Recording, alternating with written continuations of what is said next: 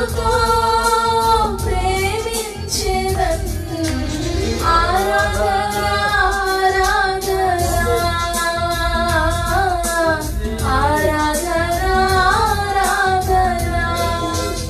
ఆరాధన ఆరాధన ఆరాధన ప్రేమించెదన్. అధికముగా ఆరాధింతున్ ఆసక్తితో.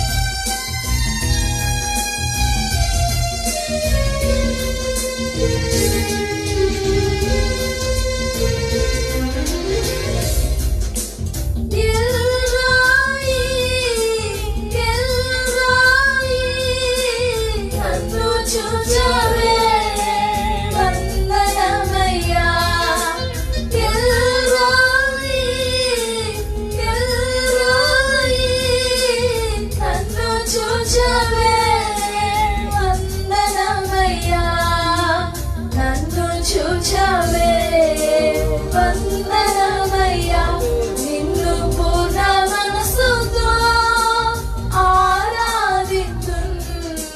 పూర్ణ బలముతో ప్రేమించెదన్.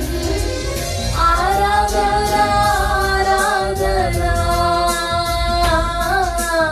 ఆరాధన ఆరాధన ఆరాధన ఆరాధన ప్రేమించెదన్. అధికముగా ఆరాధింతున్ ఆసక్తితో ప్రేమించెదన్. అధికముగా ఆరాధింతున్ ఆసక్తితో. పూర్ణ మనసుతో ఆరాధింతున్. పూర్ణ బలముతో ప్రేమించెదన్. ఆరాధన ఆరాధన ఆరాధన ఆరాధన ఆరాధన ఆరాధన ఆరాధన. Praise the Lord. హల్లెలూయా. ప్రభువునందు ప్రియమైన దేవుని బిడ్డలారా, మరొకసారి యేసుక్రీస్తు నామములో మీకు శుభములు.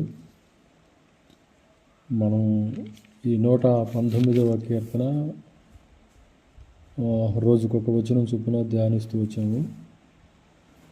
ఈ 119వ కీర్తన ఈ బైబిల్ గ్రంథం అంతట్లో కూడా చాలా పెద్దది. అయితే హీబ్రూ టెక్స్ట్లో 22 అక్షరాలు ఉన్నట్లుగా ఈ కీర్తనలో కూడా భాగాలను మనం చూస్తాం. ఒక్కొక్క భాగం వచ్చేసి 8 వచనాలతో ఉంటుంది. మొత్తం 22 భాగాలుగా 22 అక్షరాలు వాటికి హెడ్డింగ్గా పెట్టడం జరిగింది. ఈ మొదటి భాగానికి ఆలేఫ్ అనేటువంటి మాట చెప్పటం జరిగింది. ఆలేఫ్ దీనికి మూలార్థం ఏంటిది అని అంటే దేవుని వాక్యమునకు లోబడటం. 8 ఈ వచనాల్లో ఉన్నటువంటి సారాంశము ఆయన వాక్యానికి లోబడటం, ఈ వచనాల్లో ఉన్నటువంటి విషయం. సరే, 7వ వచనానికి మనం వచ్చినప్పుడు 7వ వచనము, నీతి గల నీ న్యాయ విధులను నేను నేర్చుకున్నప్పుడు యథార్థ హృదయముతో నీకు కృతజ్ఞతాస్తుతులు చెల్లించగలను. మనం దేవుని న్యాయ విధులను నేర్చుకోవాలి అని అంటే వాటిని మనం చదవాలి, అర్థం చేసుకోవాలి. అర్థం చేసుకోవడం ఒకటే కాదు, కానీ అర్థం చేసుకున్న దాని ప్రకారంగా మనం నేర్చుకోవాలి, అంటే నడుచుకోవాలి అనేటువంటి విషయానికి వస్తే యేసుక్రీస్తు ప్రభు వారు తప్ప మరి ఎవరు కూడా ఆ మాట చెప్పలేరు. ఆయన ఒక్కడు మాత్రమే నేను నడిచాను, నడవగలను, చేశాను, చేయగలను అనేటువంటి మాట సందేహం లేకుండా చెప్పగలవాడు. ఆయన తప్ప మరి ఎవరు ఆ మాట చెప్పలేరు. సరే, ఇక్కడ కీర్తనకారుడిని మనం గమనించినప్పుడు అతడు దేవుని వాక్య విధులను, న్యాయ విధులను, ఆయన కట్టడలను, ఆయన ఆజ్ఞలను మరి చదివి గ్రహించి వాటిని తెలుసుకొని దాని ప్రకారంగా నడుచుకోవడానికి ప్రయత్నించినట్లుగా మనం చూస్తాం. 5వ వచనంలో, ఆహా నీ కట్టడలను గైకొనున్నట్లు నా ప్రవర్తన స్థిరపడి ఉండిన ఎంత మేలు అని అంటాడు. 6లో, నీ ఆజ్ఞలన్నిటిని లక్ష్యం చేయనప్పుడు నాకు అవమానము కలగనేరదు అంటాడు. దావీదు మరి దేవునికి అత్యంత ప్రియుడని మరి దేవుని చేతనే సాక్ష్యం సంపాదించుకున్నాడు. అతడు నా ఇష్టానుసారుడు, నా చిత్తమంతా నెరవేర్చువాడు, నాకు ఇష్టమైన వాడు అన్నట్లుగా దేవుడు అతని గురించి సాక్ష్యం చెప్పాడు. అటు సాక్ష్యం చాలా గొప్పది. దేవుని వలన సాక్ష్యం పొందినటువంటి వారిలో దావీదు కూడా ఒక వ్యక్తిగా మనకు కనపడతాడు. దేవుడు సాక్ష్యం ఇచ్చినటువంటి వారు చాలామంది మనకు కనపడరు, కానీ కొందరిని మాత్రం మనం చూస్తూ ఉంటాం. వారిలో ఒకడు దావీదుగా మనం గమనిస్తాం. సరే, తన జీవితంలో నేను నడుచుకున్నప్పుడు నేను యథార్థ హృదయంతో ఆయనకు కృతజ్ఞతాస్తుతులు చెల్లిస్తాను అంటాడు. కాబట్టి మన జీవితాల్లో మనం కూడా నేర్చుకోవాలి,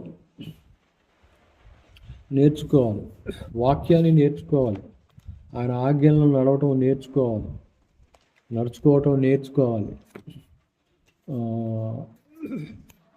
ప్రభువారు కూడా మత్తయి సువార్త 9వ అధ్యాయంలో ఆ వాక్య భావము ఏమిటో మీరు నేర్చుకోండి అంటాడు ఆయన.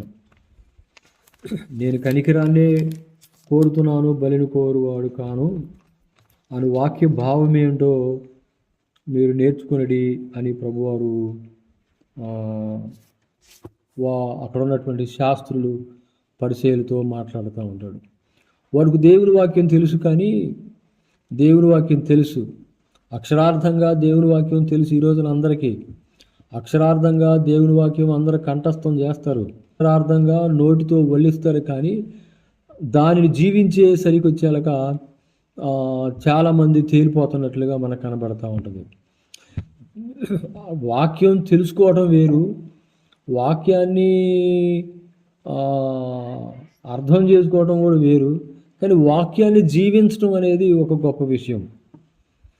వాక్యాన్ని జీవించడం, వాక్యం ప్రకారంగా నడుచుకోవటం, వాక్యం ప్రకారంగా జీవించటం, వాక్యం ప్రకారంగా చేయటం, వాక్యం ప్రకారంగా ప్రవర్తించటం, ఇది చాలా ఆశీర్వాదకరమైనటువంటి స్థితి, దీవెనకరమైనటువంటి స్థితి. కాబట్టి మన జీవితాల్లో వాక్యము తెలుసుకుంటే సరిపోదు, దాన్ని ఓన్లీ గ్రహిస్తేనే సరిపోదు, కానీ వాక్యాన్ని మనం నడవగలగాలి, వాక్యాన్ని చేయగలగాలి, వాక్యాన్ని జీవించగలగాలి. ఏదో మనకు అనుకూలమైనటువంటి వచనాలు, అనుకూలమైనటువంటి పందాలు వాక్యాన్ని తెలుసుకొని నేర్చుకొని నేను కూడా దేవుని చిత్త ప్రకారంగా చేస్తున్నాను అని అనుకుంటే సరిపోదు. నీకు అనుకూలమైనటువంటి ఒక మార్గాన్ని, నీకు అనుకూలమైనటువంటి ఒక చిత్తాన్ని, నీకు అనుకూలమైనటువంటి విధంగా వాక్యాన్ని నీవు క్రియేట్ చేసుకొని దాని ప్రకారంగా నువ్వు చేస్తూ నేను దేవుని చిత్తాన్ని చేస్తున్నాను అని అంటే అది కాదు. యేసు ప్రభు వారు తండ్రి చిత్తాన్ని, తండ్రి ఉద్దేశాన్ని, ప్రభు పట్ల దేవుని యొక్క వాక్యము, ప్రభు పట్ల దేవుడు ఏదైతే నిర్ణయించాడో ఆ వాక్యాన్ని నెరవేర్చడానికి, ఆ వాక్యం ప్రకారంగా చేయటానికి, ఆ వాక్యం ప్రకారంగా నడవటానికి ఆయన ఈ లోకంలోకి వచ్చాడు.